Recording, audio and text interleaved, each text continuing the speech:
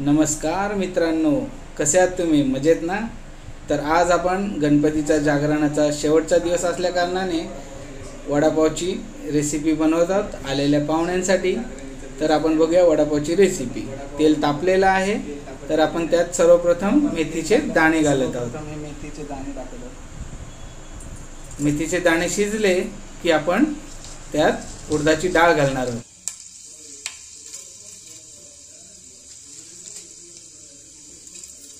त्यानंतर आपण आता ही उडदाची डाळ टाकत आहोत। उडदाची डाळ,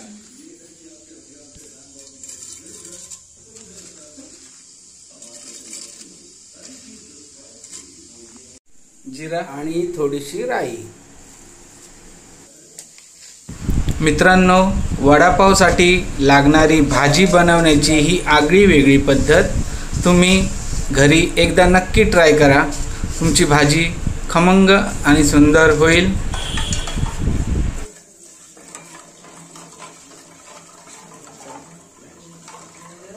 थोडासा हिंग टाकत आहोत आपण।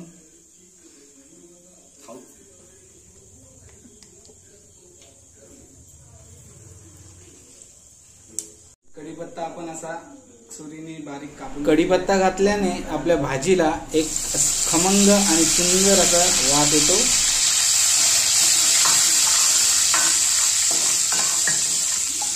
त्यानंतर जी आपण आला लसूण मिरची आणि कढीपत्त्याची फोडणी घातलेली आहे ती आपल्याला करपवायची नाहीये, ती व्यवस्थित अशी तेलामध्ये परतून घ्यायची आहे।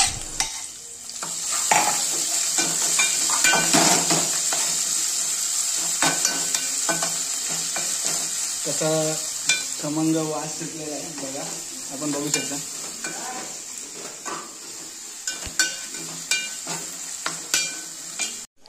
आपण आता थोडीशी हळद टाकूया। हळद वडापावसाठी खूप उपयोगी आहे। आता आपली फोडणी तयार झालेली आहे वडापावसाठी। तर मित्रांनो, सर्व बटाटे आपल्याला अशी हाताने अशा प्रकारे कुस्करून घ्यायची आहेत।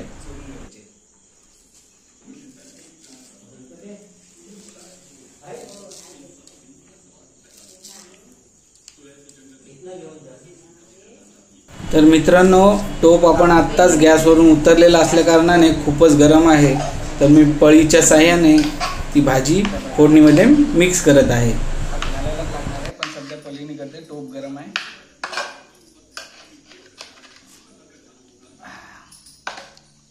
पळीने खूप वेळ लागणार आहे, तर आपण आता हातानेच त्याला मिक्स करून घेत आहोत। संपूर्ण भाजी फोडणीमध्ये अशा प्रकारे आपल्या हाताने मिक्स करून घ्यायची आहे फोडणीमध्ये अशा प्रकारे बटाटा। तर भरपूर प्रमाणात आपण कोथिंबीर घालत आहोत अशा प्रकारे, तर त्यामुळे आपल्या भाजीला छान सुगंध येईल आणि छान टेस्टही येईल। त्यामुळे वडापावच्या भाजीला जरा मस्त टेस्ट येते आणि थोडासा आपण चवीनुसार मीठ घालत आहोत। तर मीठ बरोबर अंदाजे घ्यायचे आहे आपल्याला। अशा प्रकारे चवीपुरतं आपण मीठ टाकलेला, तो पण आता मिक्स करून घेऊया। तर आज गणपतीच्या जागरणाचा शेवटचा दिवस आहे, उद्या गणपतीचं विसर्जन आहे। तर माझ्या बहिणी आज आमच्या घरी वस्तीला आलेल्या आहेत। तर हिचं नाव आहे योगिता गरज, ही बारकी बहीण, ही संध्या गावंड 2 नंबर, आणि ही माझी भाची श्रद्धा गावंड। तर आपण कुठलाही साध्या प्रकारचं बेसन वापरत नाही, आपण सम्राट कंपनीचं बेसन वापरत आहोत। आणि वडापावची भाजी आपली तयार झालेली आहे, टेस्ट पण केलेली आहे आम्ही, एकदम सुरेख आहे। असा आपण गोळा घेऊन आता त्याला आपण गोल करत आहोत आणि असा एक वडी तयार करत आहोत।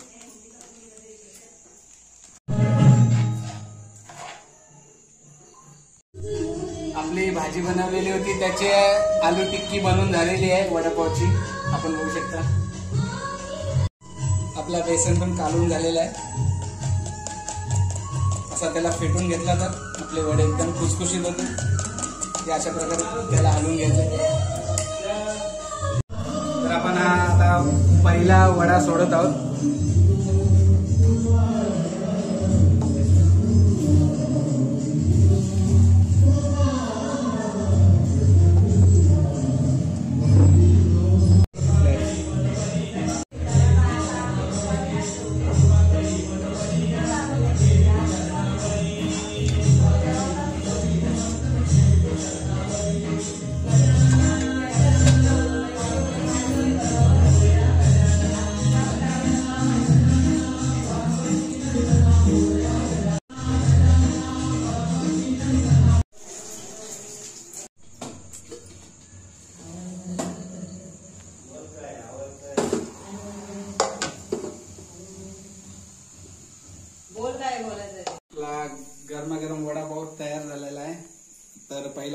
आपण गणपती बाप्पासाठी नेत आहोत.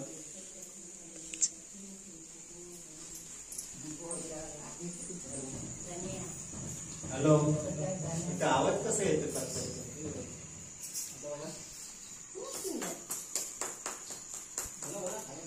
मिरच्या तयार करत आहोत.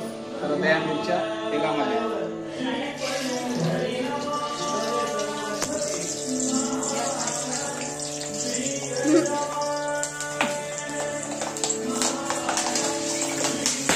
तर आपले वडे तयार झालेले आहेत, आपण बघू शकता.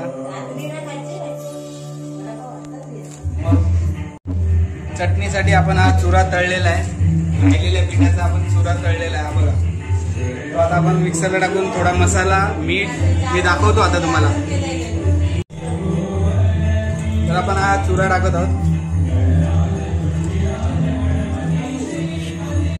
त्यानंतर मसाला अर्धा चमचा,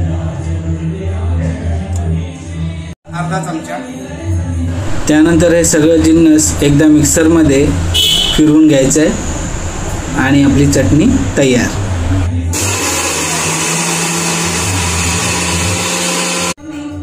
तर आपण वडापावसाठी सुकी चटणी तयार केलेली आहे, आपण बघू शकता.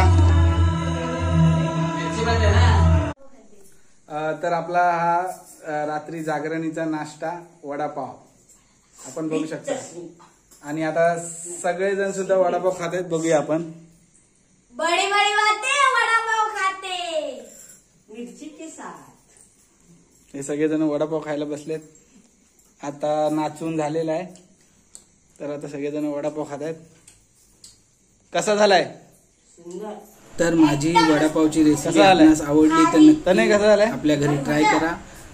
आणि व्हिडिओ आवडल्यास लाईक, सबस्क्राईब आणि शेअर करायला विसरू नका. धन्यवाद. गणपती बाप्पा मोरया, मंगल मूर्ती मोरया.